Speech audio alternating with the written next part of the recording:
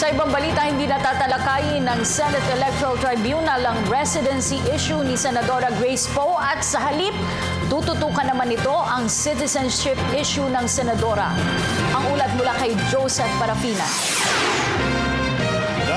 Lalabas ang katotohanan at magdidesisyon ng mga miyembro ng Senate Electoral Tribunal sa tunay na citizenship ni Senator Grace Poe.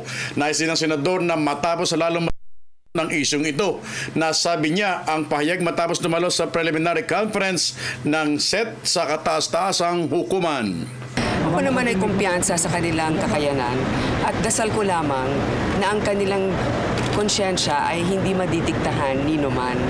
Kasi kung para sa akin naman, ang laban nga na ito, pag sinasabi nila dahil ito sa eleksyon, hindi po.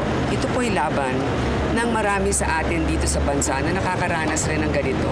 Nanindigan naman si Joselito David ang petitioner na malakas ang kanyang ebidensya laban sa senador. Wala siyang citizenship na yan. Because? Dahil nawala yung American citizenship niya noong 2012. Hindi naman valid yung reacquisition niya ng Filipino citizenship noong 2006. Para naman sa senador na si Nancy Binay, magdidesisyon siya ayon sa mga ebidensyang ilalahad sa Senado.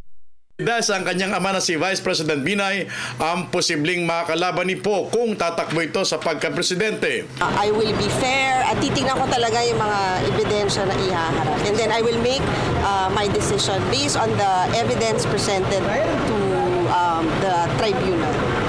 Maagang dumating sa Supreme Court ang mga senador at mga miyembro ng SET na ginagawa sa kataas-taasang hukuman. Para sa Telebisyon ng Bayan, Joseph Parafina.